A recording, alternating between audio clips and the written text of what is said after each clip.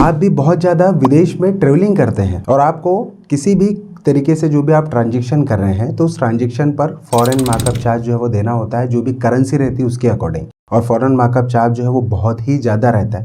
Basically उसकी ज़रूरत उन्हें बहुत ज़्यादा होती है जो बहुत ज़्यादा ट्रेवलिंग करते हैं, जो विदेश में जाकर पढ़ाई कर रहे हैं, एक स्टूडेंट की लाइफ जी रहे हैं। तो उस कंडीशन में आपको एक बेस्ट फॉरेन मार्कअप फ्री वाला जो है वो क्रेडिट कार्ड लेना चाहिए, जिसे हम फॉरेक्स कार्ड जो है वो कहते हैं। दोस्तों आज के वीडियो में हम दो इसी तरीके के जो है वो कार्ड की बात करेंगे, जिसमें हम बात करेंगे नियो ग्लोबल कार्ड की और जिसका हम कंपैरिजन करेंगे बुक माई फॉरेक्स कार्ड के बारे में। इन दोनों के जानेंगे कि भाई दोनों में क्या आपको बेनिफिट मिल रहा है, जिसके बाद में आप एक सही डिसीजन ले सके इन दोनों में से एक बेस्ट फॉरेक्स कार्ड लेने के लिए। दोस्तों मेरा नाम है विशाल और आप देख रहे हैं वी आर वेल के, जहाँ पे दोस्तों मैं करता हूँ आपकी वेल की है। सबसे पहले हम बात कर लेते हैं नियो ग्लोबल कार्ड की। देखिए ये जो नियो ग्लोबल कार्ड है, ये देखा जाए तो एक डीसीबी जो बैंक है उससे एक टाइप कार्ड है और एक ये डेबिट कार्ड है। यानी कि जो नियो एक फिनटेक जो एप्लीकेशन है, इसका डीसीबी जो बैंक है उससे जो टाइप हुआ है, तो वहाँ पर आपको डीसीबी जो बैंक है वहाँ पर जाकर वहाँ पर जो उनकी बैंक है उसके खाते खुलवाने होंगे और खाते खुलवाने के बाद में जो भी आप अमाउंट वहाँ पर डिपॉजिट करते हैं तो उसके बिहाफ पर आप फॉरेन में जाकर उसे ट्रांजेक्शन कर सकते हैं। ठीक इसी तरीके से बुक माई फॉरेक्स कार्ड की बात करें तो ये ट्रू जो है वो फॉरेक्स कार्ड आपको देखने को मिलता है, यानी कि जो नियो ग्लोबल डेबिट कार्ड है और ये एक बिल्कुल ट्रू फॉरेक्स कार्ड आपको देखने को मिलता है। अभी दोनों में क्या बेनिफिट आपको देखने को मिलता है, इस पर आपको बहुत ही ज़्यादा गौर करना होगा। जो नियो ग्लोबल कार्ड है, इस कार्ड के अंदर आपको जो अलग अलग करेंसी यानी 180 प्लस करेंसी में जो है वो आप इसका बेनिफिट ले सकते हैं। लेकिन हम बात करें बुक माई फॉरेक्स कार्ड की तो इसमें अप टू 14 जो करेंसी है उसे आप कन्वर्ट कर सकते हैं। अब इसमें बेनिफिट किस तरीके से मिलता है इस बात को आपको समझना होगा।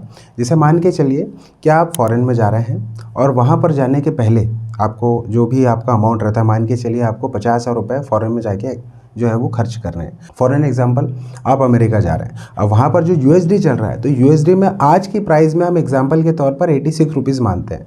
लेकिन जब भी आप इस कार्ड से जो भी अमाउंट है उस कार्ड में आपने जैसे जो भी अमाउंट लिया था, जब आप फॉरेन में गए तो जो 50,000 रुपीज़ का अमाउंट है वो करंट में जो भी उसकी प्राइस रहेगी 86 से, चाहे वो 86.10 हो या 85.90 हो, जो भी अमाउंट रहेगा उस दिन में ऊपर नीचे, उसके हिसाब से वो करंट सिचुएशन के हिसाब से आपको जो है वो अमाउंट का चार्ज लगता है, यानी अमाउंट लगता है। ठीक इसी तरीके से अगर हम बुक माई फॉरेक्स कार्ड की बात करें तो सपोज़ मान के चलिए आप यहाँ पर आपने 50,000 रुपीज़ का जो अमाउंट है उसमें आपने लोड किया और आप फॉरेन में गए, तो जो आज की तारीख में आपने जो 86 रुपीज़ का जो लोड किया है उसके हिसाब से आपने जो यूएसडी अमाउंट लोड किया है, तो आप जब फॉरेन में जाते हैं उसे आप खर्च करते हैं तो अगर उसकी वैल्यू नीचे हो जाती है यानी 85 रुपीज़ की हो जाती है, तब भी वो 86 के अकॉर्डिंग ही कैलकुलेट होगा। और ठीक उसी तरीके से वो 87 भी हो गया तब भी वो 86 के हिसाब से ही कैलकुलेट होगा। तो दोनों कार्ड में आपको ये मेजर डिफरेंस देखने को मिलता है। अब दोनों के अंदर जो फॉरेन ट्रांजैक्शन फ़ी है, वैसे तो नियो ग्लोबल कार्ड जो रहता है इसके अंदर आपको किसी भी तरीके का चार्ज नहीं देना होता है, यानी कि आप फॉरेन में गए और आपने जो भी ट्रांजैक्शन किया उसमें कोई भी चार्ज नहीं लगता है। लेकिन आप जैसे बुक माई फॉरेक्स कार्ड जो है उसके अंदर आपको जो चार्ज लगता है वो इस तरीके से लगता है, जैसे मान के चलिए आप अमेरिका में गए, आपने यूएसडी जो है वो लोड किया है और आप वहाँ पर जाकर किसी अदर करेंसी का अमाउंट जो है वो मतलब खर्चे कर रहे हैं, तो उस कंडीशन में आपको 3.5 जो है वो ट्रांजैक्शन के हिसाब से लगता है। जैसे मान के चलिए कि आपने यूएसडी किया और आप नेपाल के हिसाब से आप कैलकुलेट करेंगे तो कहीं ना कहीं वो चार्जेस जो है वो आपको चूँकि दूसरी करेंसी में आप कर रहे हैं तो उस हिसाब से जो 3.5% का जो ट्रांजैक्शन अमाउंट के ऊपर जो है वो आपको चार्ज एक्स्ट्रा पे करने होंगे। नियो ग्लोबल जो कार्ड होता है, ये नियो ग्लोबल कार्ड एक तरीके से आपको चार्जेबल भी हम कहें तो वो मिलता है, क्योंकि इसमें 500 प्लस जीएसटी के आपको चार्ज लगते हैं। लेकिन अगर आप 5,000 रुपये का एनुअल जो बैलेंस है मंथली वो मेंटेन करते हैं तो उसमें कोई चार्ज नहीं लगता। लेकिन जो बुक फॉरेक्स कार्ड है इसमें ऐसा कोई भी चार्ज नहीं लगता। लेकिन अगर हम बात करें कि कार्ड रिप्लेस करने की, यानी अगर मान के चलिए कार्ड खो गया, कार्ड डैमेज हो गया, उस कंडीशन में जब आप कार्ड को रिप्लेस करते हैं तो रिप्लेसमेंट का जो चार्ज लगता है वो लगता है 249 रुपीज़।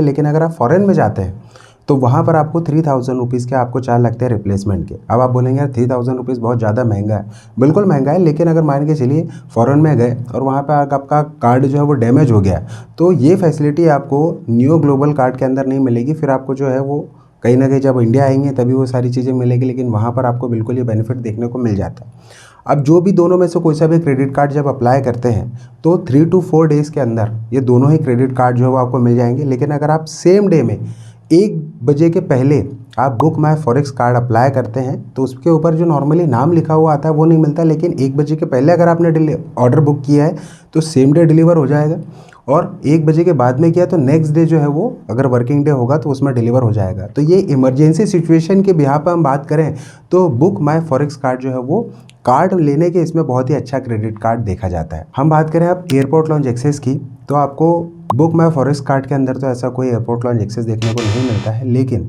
आपको न्यू ग्लोबल कार्ड के अंदर काफ़ी अच्छा बेनिफिट देखने को मिल जाता है। आपके क्वार्टर के अंदर 50,000 रुपये की खरीदी आप कर लेते हैं, आपको ध्यान रखना होगा कि ये फ्यूल स्पेंड या कैश विड्रॉल को छोड़कर जो भी अमाउंट रहता है वो आप करते हैं तो बिल्कुल आपको एक एयरपोर्ट लॉन्च एक्सेस देखने को मिल जाता है। तो ये काफ़ी अच्छा बेनिफिट जो है वो आपको इस कार्ड के अंदर देखने को मिलता है। अब हम बात करते हैं दोस्तों कि दोनों कार्ड से अगर मान के चले आप फॉरेन में गए और वहाँ से अगर आपने पैसे निकाले तो क्या चार्ज लगता है।